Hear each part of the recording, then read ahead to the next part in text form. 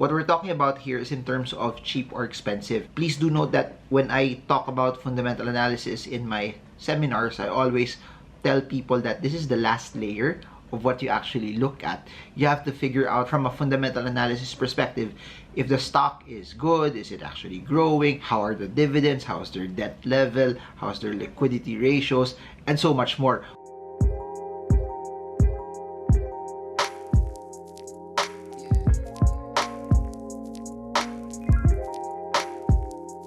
Hey guys, so in this video, I want to talk about the most expensive stocks in the Philippine Stock Exchange. If you have been following our series, yesterday I talked about the cheapest stocks in the Philippine Stock Exchange, and this is basically a continuation of that entire topic. And in the previous video, I focused on using the PE ratio as a fundamental analysis tool for you to be able to figure out if the stock that you are looking at is cheap or expensive. So yesterday we did like a range that we would consider stocks that are relatively cheaper to be the ones that are below 20.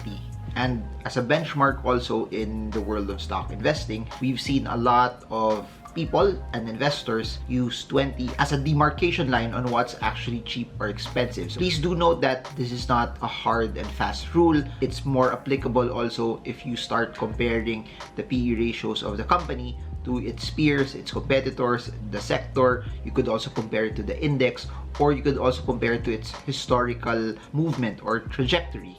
But just for the sake of this video, just so we can put a classification as of where they are right now in terms of are they cheap or expensive, that's how we're gonna classify it as well. So I gave a brief definition of PE ratio in the previous video. You could watch that if you want to know more, or check out our fundamental analysis videos if you want to do a deeper dive on it. So I'm gonna start this video talking about the one that's least expensive, borderline cheap already, very close to something that's cheap. So meaning if we see the stock correct even further, then from a PE ratio standpoint, it has a chance to dip below 20. And the further we go along in this video, the more expensive it gets. Before I continue, comment below what do you think is the most expensive stock that I will mention here. I just want to know your guess, and then let's just proceed and progress into all of this. Before we continue with the video, I'd like to invite everyone to Investment Conference 2023. This is an event that we co-founded about 10 years ago with the goal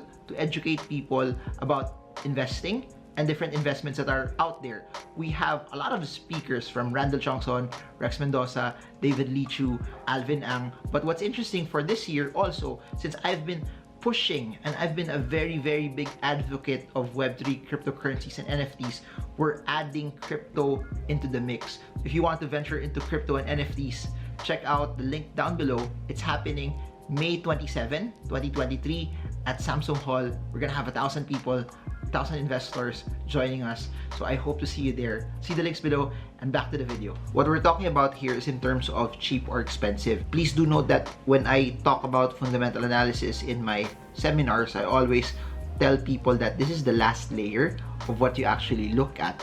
You have to figure out from a fundamental analysis perspective if the stock is good, is it actually growing, how are the dividends, how's their debt level, how's their liquidity ratios, and so much more. When everything checks out in that front, they have good sales, they have good income, check out the leadership, the management, and how they have handled the company, that's when you start looking at, is it actually cheap or expensive? Because please do remember this, it's not worth buying something that's super cheap if the growth is not there, if it doesn't really give you good dividends, if it's in a sector or category that may not have very good promise as well. I just want to put that out there so that there's context to what I'm actually saying also. So anyways, lo and behold, the cheapest in our most expensive list is Ayala Land. And Ayala Land has a PE ratio by the time of this recording at 20.75. It has a dividend yield of 1.07. Again, it's relatively more expensive than the other property stocks that we've mentioned yesterday, but at least for this list, my suggestion also is you write other stocks down that I'll mention, and then you categorize them per sector so that you can actually compare. Will Ayala Land be the most expensive in its category for this video, or will there be others? Anyways, next is PhilREIT, PhilInvest REIT. Its PE ratio is at 21.09, and because also it has dipped a bit, its dividend yield is at 6.28%. So if you remember the video yesterday, a REIT was below 6%. And if you're very, very sensitive on the yields that you're getting in terms of dividends, Phil REIT is relatively higher. Next in the list is a Gokongwei stock. You have Universal Robina Corporation. URC has a PE ratio of 22.24 and its dividend yield is 1.02. I also want to say that this could be your style if you're a long-term investor. For example, you're looking at 5 stocks and you're thinking about buying them. You just look at their PE ratios and you can make a rule that, okay, if the one that's below 20 is what I'm buying. So for example, you have money this month, you have 5 stocks, this is above 20, above 20, above 20, above 20, this is below 20, this is what you buy. Then again, the next month, you have money again because maybe you have salary or you're earning from whatever source of income that you have. This one is above 20, this one is above 20, this one suddenly now is below 20, this one is above 20, then this one is below 20. So avoid.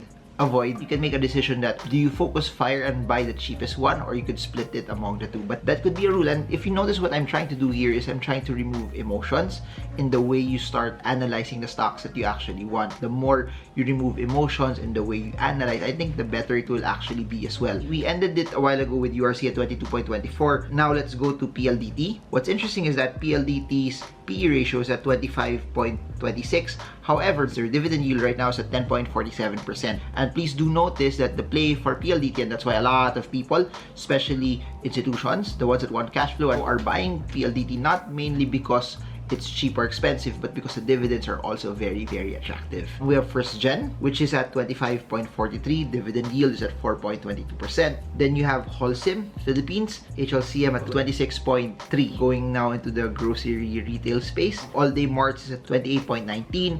Its dividend is 1.33%. Next is you have Phil7 Corporation, generally 7-Eleven, if you're trying to compare it also head-to-head. I wouldn't say it's directly in competition with All Day, but they're similarly in that space. Phil7, their PE ratio is 29.41. As you're trying to observe now, we're going further away from the 20 benchmark already, and the higher we go, the more expensive these stocks will be as well. Next is you have Wilcon Depot, 30.88 with a dividend yield of 0.46%. Here's what I think makes it very, very interesting. At the start of the video, we talked about Ayala Land.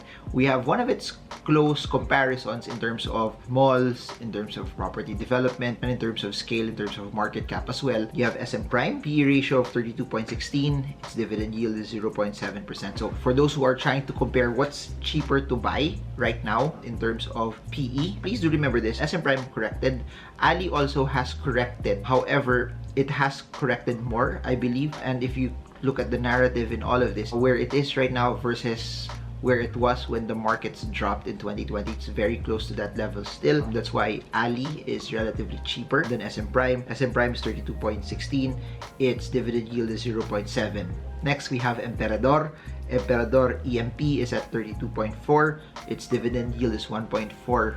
Merrimart, this is something you could put side by side with All Day. This is something you could put side by side also with Phil7. Its PE ratio is 32.5. They don't give a dividend as well. Yesterday, one of the cheaper ones, we had Figaro. We have another chain, but this one is the largest fast food chain in the Philippines, Jollibee, at 34.09%. And historically, Jollibee's PE ratio has been relatively in the high side. There were years that I've actually seen them go to 50 times mark, but I would normally see them hover at the 30 plus level. So JFC is relatively expensive, but I've seen them historically to be at this level.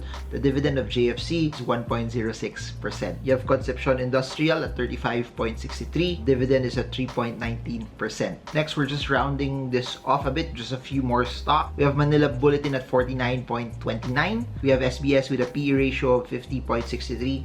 Its dividend yield is 0.56. Then we have Frutas. I also had the chance to interview the CEO of Frutas, and that was a few weeks before everything also shut down, and that was one of my last face-to-face interviews with CEOs on a live basis before the world shut down. That was, I think, a very, very fun video. That was the first quarter of 2020. And time flies so fast. 3 years have passed already since then. The PE ratio of Frutas is at 59.11. Dividend yield is 0.83%. Then lastly, we have Call Financial with a PE ratio of 59.61.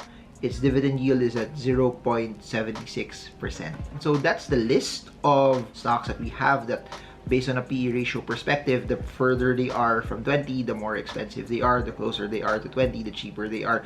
And the further they are lower than 20, the more cheaper they actually look from a relative valuation standpoint. So I want to end this entire video saying this. That could also be your strategy in terms of taking profits. You make a rule that you're only gonna buy a stock as long as it's below this PE ratio level. You could set something below 20, below 18, below 15, below 12, whatever ratio you like, and then you be patient and you just keep buying and accumulating while they're at that particular range. And then your take profit point, your take profit signal is that when you set a particular PE range, also set a particular PE multiple, that once it starts to hit that, that's the time that you start taking profits. That's the time you start also selling, and that could be a determinant for you as well. So anything above 20, you can start considering that. I'll try not to look at this first. I'll try to look for the ones that are relatively cheaper, and the ones that you've bought that are cheaper, your take profit signal is when they're above 20. So there, I hope that this was something that was insightful. If you want more videos like this, like, share, subscribe, and smash the bell so you get updated every time I come up with new content about investing. Don't forget, Investment Conference 2023. It will be May 27 at Samsung Hall. We currently have a buy one take one promo for those who want to join us and learn. And what's interesting about this entire course is that, or conference, is that we have traditional investments that we will talk about, and we also have decentralized finance, crypto, NFTs, metaverse, and we're doing a hodgepodge of these topics in this amazing event. If you want to drill down more on the stock market, I have books on fundamental and technical analysis. Details are in the links down below, where you could order the books via Shopee, or you could join our webinars, which is on demand, where you could learn more about this from a fundamental and technical analysis perspective. I hope that this was something that was insightful and useful for all of you. This is Marvingermo. I hope this video helps you trade well, trade strong, trade smart. See you all again soon, and God bless you all.